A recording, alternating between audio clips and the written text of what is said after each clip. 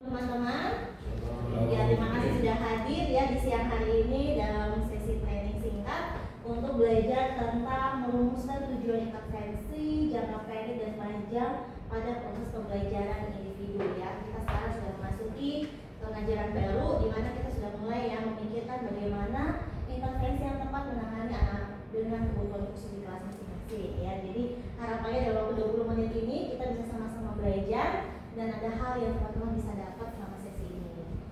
Nah, perkenalan sedikit ya tentang nama kata saya.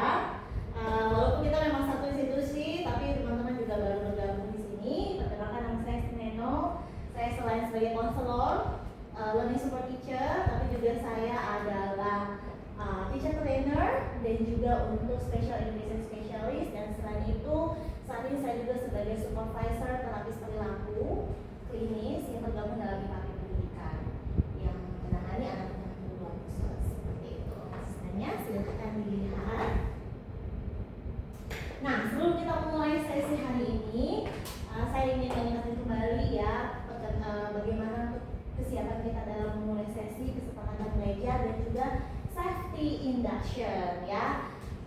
Minggu-minggu ini kita dengar ya saudara-saudara kita di TF Flores sedang mengalami bencana, jadi kita juga perlu belajar jikalau hal yang tidak kita inginkan terjadi, kita perlu tahu di mana ruang daruratnya ya. Jadi kalau misalnya ada hal yang tidak kita inginkan terjadi, kita bisa keluar lewat pintu, boleh melalui ruangan jalan tangga darurat di pojok kanan maupun pojok kiri. Kemudian juga HP kalau bisa dalam keadaan silent mode ya teman-teman ya. Bapak Ibu guru sekalian, supaya kita bisa fokus walaupun dengan situasi yang cukup melelahkan, tapi saya akan membuat suasana pada belajar hari ini menjadi lebih bersemangat. Nah, comfortable, pastikan tempat posisi duduknya. Kalau merasa kepalanya agak nggak enak, boleh pindah tempat juga silahkan ya. Dimana itu aman? Oke, kemudian, nah fokus dan engage ya. Jadi harapannya teman-teman hadir seutuhnya dan proaktif dalam diskusi. Jika ada hal yang masih bingung boleh ditanyakan langsung ya. Nah, berbicara tentang PPI, sebelumnya saya ingin tanya dulu kepada teman-teman, apakah ada yang pernah berjalan ke suatu tempat yang tidak ada koneksi dan kita tidak tahu arahnya seperti apa? Apakah pernah punya pengalaman seperti itu? Ya, pernah ya. Semua suka traveling tuh ya. Kemana Pak kalau boleh tahu? Ke atas lah. Tidak ada arah ya. Itu pasti perasaannya gimana tuh Pak? Bingung di sini. Iya. Kemana? Bingung ya. Nah, saya juga punya pengalaman seperti ini. Jadi waktu itu honeymoon saya waktu itu ke Singapura. Kebetulan waktu saya keluar dari airport lupa beli paket data. Nah, sampai di luar kebingungan, ini kita mau kemana? Karena tidak ada wifi di sana. Akhirnya hal yang saya lakukan adalah, ada peta di dekat stasiun. Jadi saya ambil peta. Waktu itu kita lagi pergi ke pelabuhan naik kapal di Singapura. Akhirnya kita buka peta. Saya bilang sama suami saya, oke, kita fokus ke peta saja. Kita lihat kita ada di titik mana. Titik start kita di mana? Oh, tujuan kita di sana. Oke, airport di sana berarti kita harus naik apa saja, ganti KRL apa saja, berhenti di mana, jalan kaki seperti apa. Dan akhirnya berhasil. Nah, jadi itu analogi PPI seperti itu teman-teman. Jadi PPI itu ibaratnya seperti peta.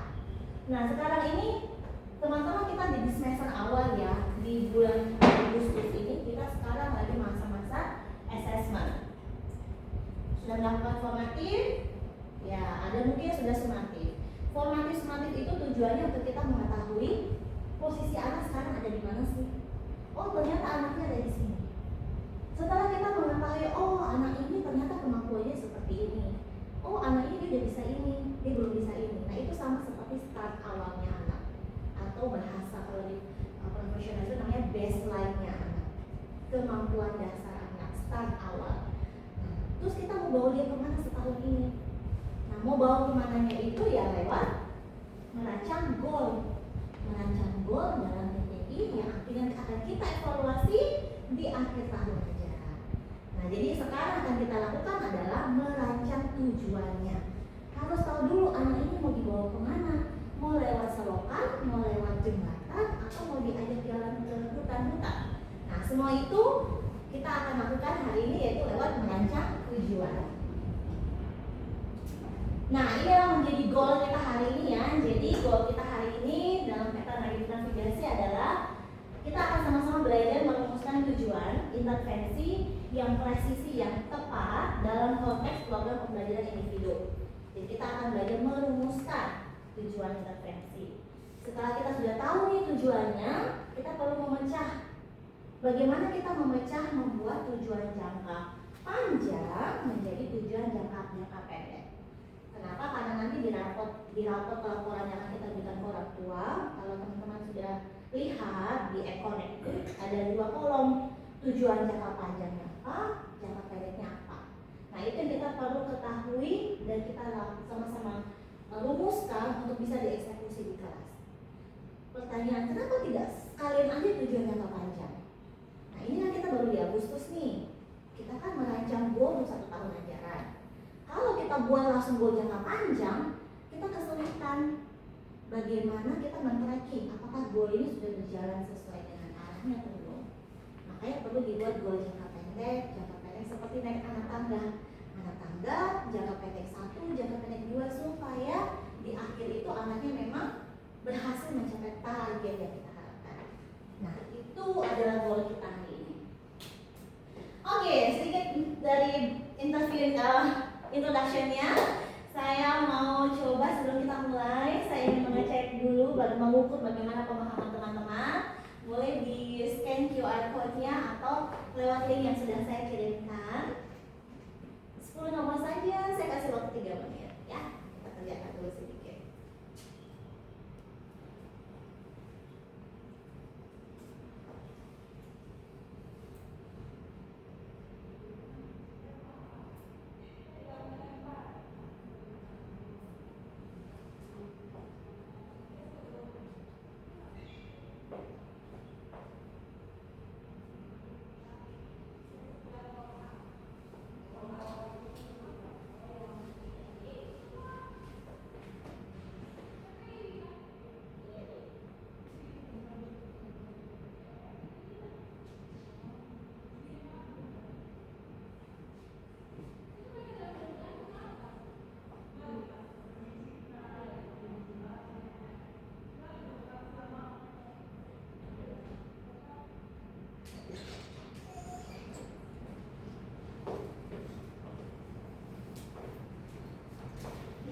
Selamat datang rekan-rekan yang baru bergabung. Kita sedang mengerjakan pretest dulu di awal untuk mengetahui sampai di mana nih kemampuan pemahaman teman-teman tentang membuat goal PPI ya. Oke, jika kesulitan buat scan nanti bisa dikirim, sudah saya kirimkan di grup, minta bantuan rekan Pak Fahel ya. Terima kasih.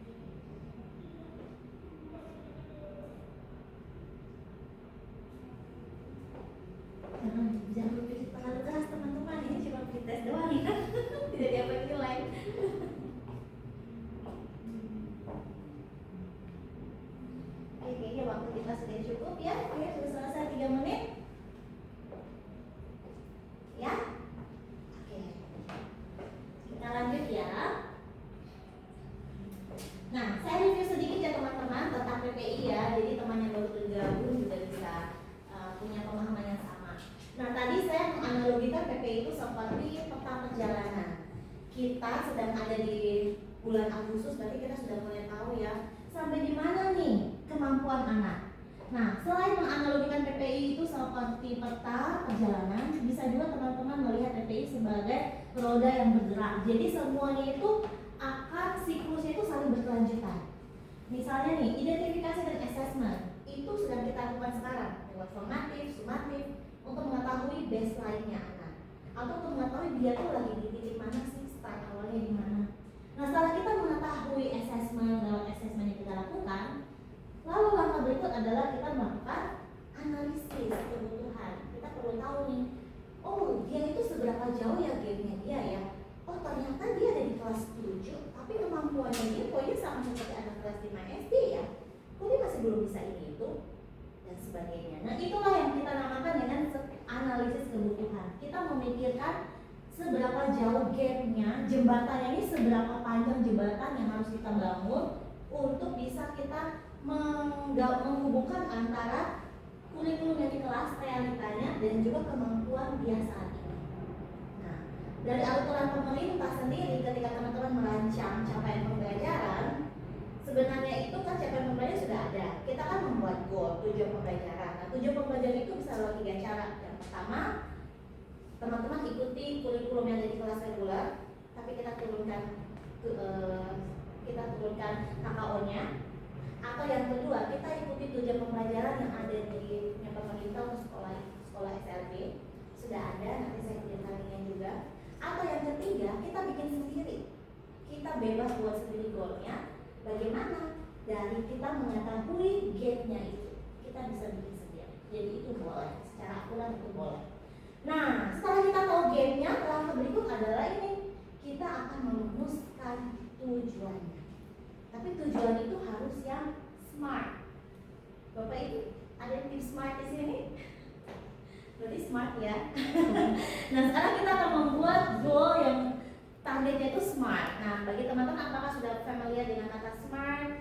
Apa itu S, M, A, R, T? Karena waktu kita langsung saja ya. Nah, apa itu smart? Ini kita akan membuat goal yang S, spesifik.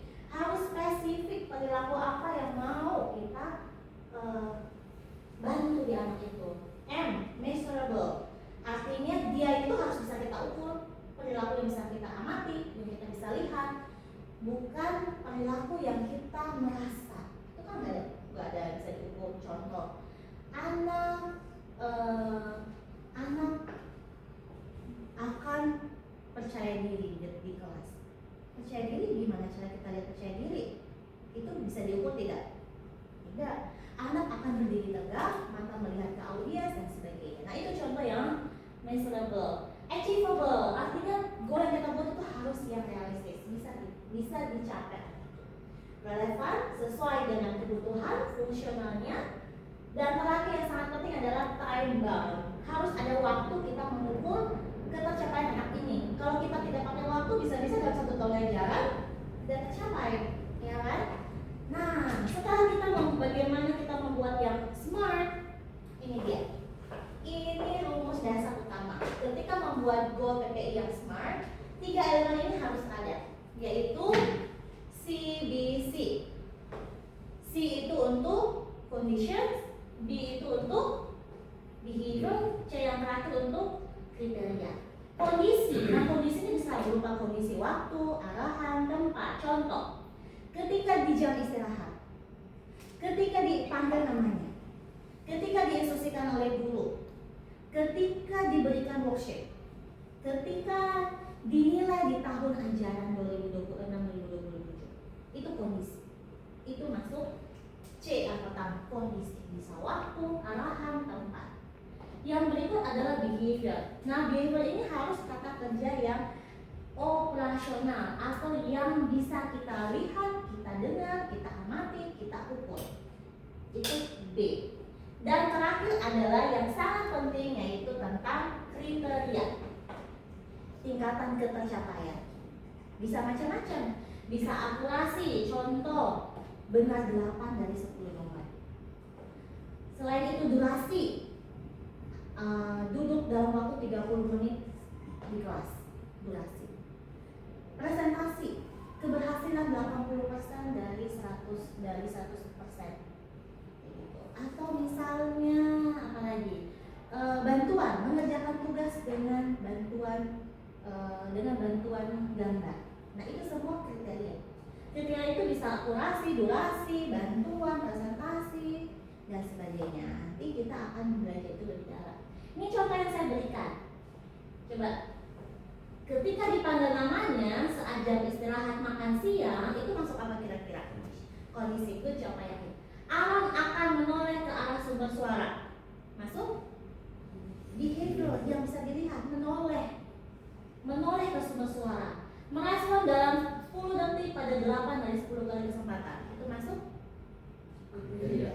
Nah, tujuan dari kriteria itu supaya ketika teman-teman menilai anak itu nanti, teman-teman tidak kebingungan. Dia udah bisa belum ya dengan goal yang saya buat? Nanti akhirnya karena pengalaman sebelumnya itu pada akhirnya guru kebingungan nih, anak saya udah melewati standar yang saya buat belum ya? Nah, itu kita bermain di kriteria itu. Nah, sampai di sini dulu. Ada yang mau bertanya? Oke, kita lanjut ya. Nah, ini adalah elemen tambahan. Selain CDC, ada namanya GM ya. Kalau kita lihat jadi MBG nggak sih? Tapi bukan itu yang saya bahas ya. GM.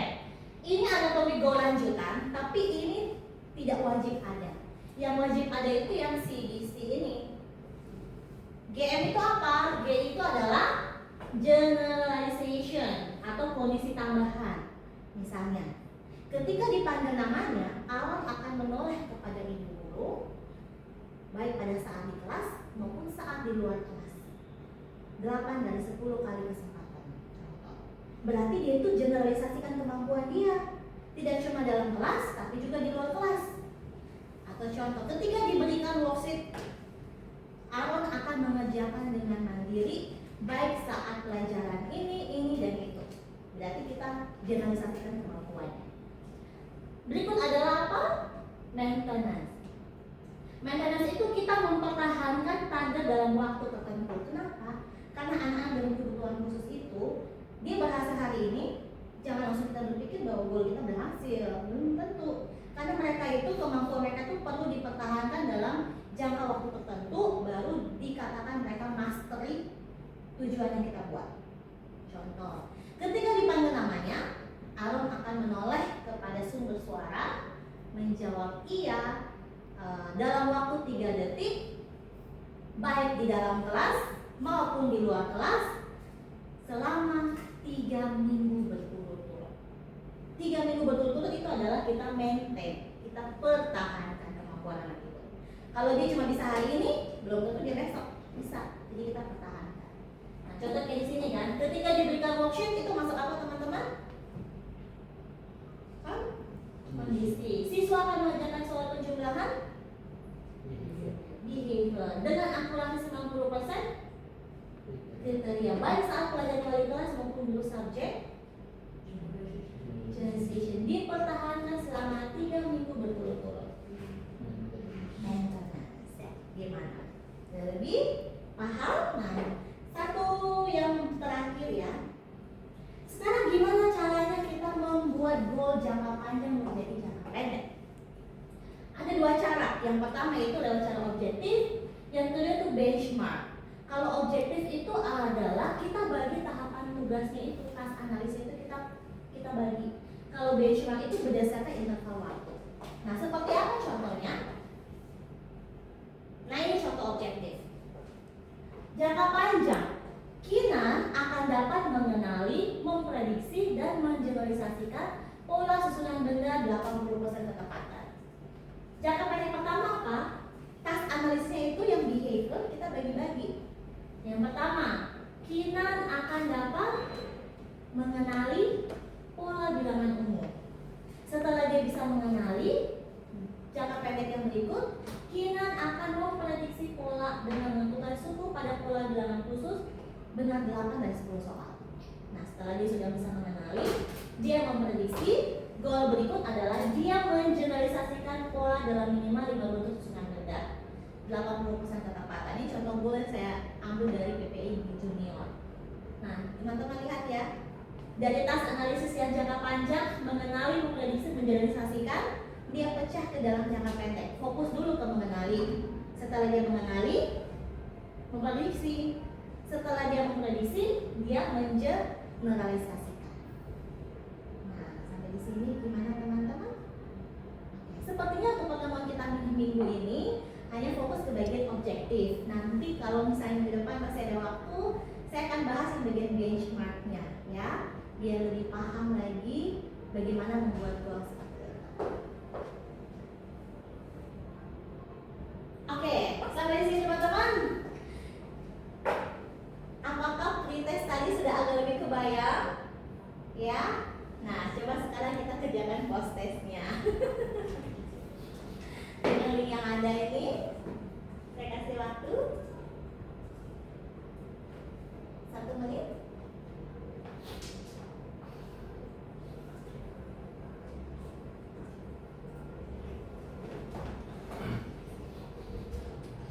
Boleh kan udah lebih mahir lah ya.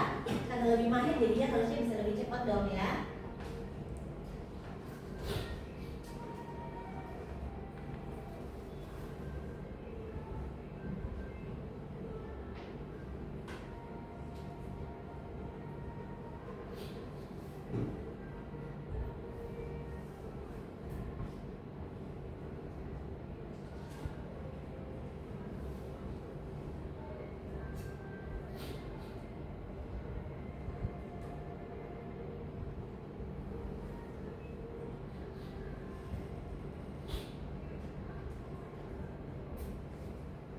Oke, seperti itu selesai ya. Baiklah teman-teman, sebagai closing, jadi setiap kita mau merumuskan PPI itu kita kerja dalam tim. Teman-teman jangan berpikir bahwa aduh saya pasti akan kesulitan. Tidak ya, kita akan kerja dalam tim. Kemudian yang harus diingat adalah yang bagian tadi CBC itu sangat penting. Sisanya adalah GM. Nah, pertanyaan ini akan teman-teman renungkan dalam minggu ini. Minggu depan saya akan coba tanyakan, kira-kira seminggu ini dari yang kita pelajari, elemen dari anatomi CBCGM tadi yang kita bahas, bagian mana yang jadi tantangan terbesar teman-teman dalam menjalankan itu di sekolah ini. Nanti bisa saya akan tanyakan lagi ya di depannya. Nah, oke, terima kasih atas waktunya teman-teman. PPI ini tidak akan sukses kalau hanya dalam tumpukan kertas administrasi saja. Ini adalah peta jalan hidup, perlu kita evaluasi, kita eksekusi setiap hari demi potensi terbaik anak kita. Ya, sampai di sini. Sampai ketemu minggu depan. Saya akan tutup dalam doa ya. Ini kita akan tutup dalam doa. Mari kita berdoa. Terima kasih Tuhan buat waktu yang kau izinkan untuk kami boleh sama-sama